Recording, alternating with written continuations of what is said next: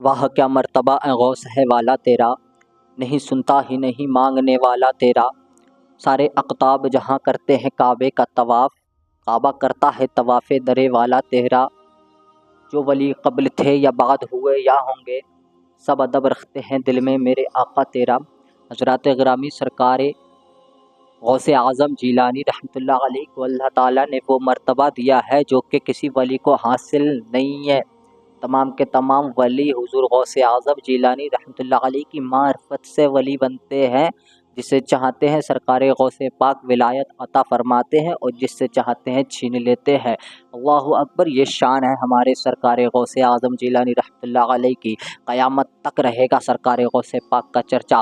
حضرات اس وقت کی بات بتاتا ہوں جب سرکار غوث اعظم جیلانی رحمۃ اللہ علیہ دنیا میں ابھی تشریف بھی نہ لائے تھے، ابھی آپ دنیا میں آئے بھی نہ تھے۔ اس وقت کی بات بتاتا ہوں، حضور انور سرکار دو جہاں صلی اللہ تعالیٰ علیہ وسلم نے ارشاد فرمایا کہ اے علی اے عمر، تم جاؤ ویسے قرنی کے پاس میرا یہ جبہ دے دینا اور ان سے جا کر کے کہنا کہ میں نے سلام بھیجا ہے، اور ان سے جا کر کے کہنا کہ میری امت کے لیے دعائے مغفرت کریں۔ اللہ اکبر، جب آپ حضور صلی اللہ تعالیٰ علیہ وسلم نے ارشاد فرمایا تو حضرت علی اور حضرت عمر فاروق اعظم نے کوئی سوال نہ کیا کہ حضور آپ خود دعا فرما دیں، اور وہ کہاں، وہ تو غلام ہے، اس نے تو آپ کو دیکھا بھی نہیں ہے، وہ تو صحابہ کے بھی مرتبے کو نہیں پہنچتا ہے۔ اللہ اکبر، ایسی کوئی ضد نہ کی، ایسا کوئی سا بھی ریئیکشن نہ کیا، ایسی کوئی سی بھی حجت نہ کی جو کہ آج کر کے انکار کرنے والے لوگ کہتے ہیں کہ مزاروں پر نہ جاؤ، یہاں نہ جاؤ، وہاں نہ جاؤ، انہیں کوئی تحفہ نہ دو۔ اللہ اکبر، یہاں سے یہ بھی بات ثابت چلتی ہے میرے دوستوں، میرے عزیزوں،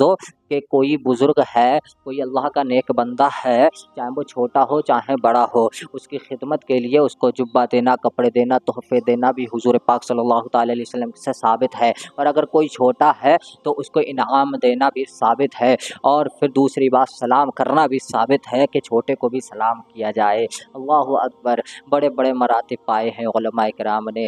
حضور سرکار دو جہاں صلی اللہ تعالیٰ علیہ وسلم نے جب بھیجا تو دونوں کے دونوں صحابہ فوراً وہاں سے چل دیے، وصیت فرمائی تھی حضور نے، دونوں کے دونوں وہاں سے چل دیے، اور جانے کے بعد دیکھتے ہیں کہ حضرت اویس قرنی رضی اللہ تعالیٰ عنہ کا شہر مل گیا ہے، ان کا گاؤں مل گیا۔ معلوم چلا کہ وہ جنگل میں رہتے ہیں، جنگل میں پہنچ گئے۔ جنگل میں پہنچنے کے بعد کہتے ہیں کہ آپ ہی اویس قرنی ہو؟ کہا کہ ہاں میں اویس قرنی ہوں، بتائیں ذرا کیا کام ہے، آپ کیسے آئے؟ تو کہا کہ ہم حضور محمد مصطفیٰ صلی اللہ تعالیٰ علیہ وسلم کے غلام ہیں اور ہمیں حضور نے ہی یہاں پر بھیجا ہے۔ وہ سن کر کے حیرت میں پڑ گئے، کہنے لگے، بڑی خوشی مسرت ہوئی، بڑی خوشی حاصل ہوئی۔ اللہ اکبر، کہ کون آیا ہے؟ کہ حضرت علی ہیں آپ؟ کہا کہ ہاں ہم علی ہیں اور یہ عمر فاروق اعظم ہے۔ جب دونوں کا نام سنانا تو آپ بڑے خوش ہوئے۔ کہا کہ کیا کیا کہا ہے میرے حضور نے، کیا فرمایا میرے آقا نے؟ تو کہا کہ آپ بڑی محبت کرتے ہیں؟ کہا کہ ہاں میں بہت محبت کرتا ہوں، لیکن کسی کارن میں جا نہیں سکتا۔ اللہ اکبر،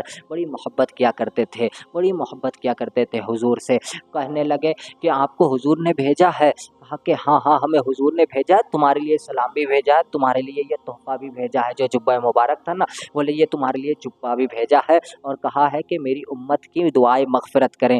جیسے ہی یہ سنتے ہیں حضرت اویس قرنی رضی اللہ تعالیٰ عنہ کہ حضور نے دعائیں امت کے لیے کہا ہے، مغفرت کی دعا کے لیے کہا ہے، فوراً آپ سجدے میں چلے جاتے ہیں۔ سجدے میں جانے کے بعد میں دعا کرنے لگتے ہیں، اے رب کائنات وہو علی کل شیء قدیر، وہ ہر چیز پر قادر ہے، تو امت کو بخشنے کی کیا چیز ہے؟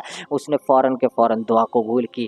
کون دعا مانگ رہا ہے؟ حضرت اویس قرنی، اور ان کی دعا نا کبھی رد نہیں ہوتی تھی، اللہ تعالیٰ ہر سمے ان کی دعا قبول کرتا تھا، ہر دعا کو قبول کرتا تھا۔ یہ ایسے اللہ کے پائے کے بزرگ تھے، یہ اپنی والدہ کی بڑی خدمت کیا کرتے تھے۔ ان کی والدہ کی خدمت کی یہ وجہ تھی کہ حضور بڑی محبت کیا کرتے تھے، حضور بھی بڑی محبت کیا کرتے تھے، یہ بھی حضور سے بڑی محبت کیا کرتے تھے۔ اللہ اکبر، لیکن ایک طرف شریعت آ رہی تھی، ایک طرف یہ والدین سے محبت جو آتی ہے نا، یہ بھی حضور نے ہی سکھایا ہے۔ وہ چاہتے چلے جاتے دیکھنے کے لیے، لیکن کہ حضور کا ہی فرمان ہے کہ والدین کی خدمت کرو، والدین سے محبت کرو، والدین کے سامنے اف بھی نہ کرو، ماں کو کوئی تکلیف نہ ہو جائے۔ اس لیے حضرت اویس قرنی ماں کی خدمت میں لگے رہے، کہیں کہ حضور ناراض نہ ہو جائے، حضور کا دل شکنی نہ ہو جائے میری وجہ سے۔ اللہ اکبر، جب یہ سنا فوراً کے فوراً آپ دعا کرنے لگے کہ حضور نے دعائے مغفرت کے لیے بھی کہا ہے، حضور نے جبہ بھی دیا ہے، اور حضور نے کیا سلام بھیجا۔ اللہ اکبر، کتنا بڑا وہ انسان ہوگا جس کے لیے حضور سلام بھیج دیں،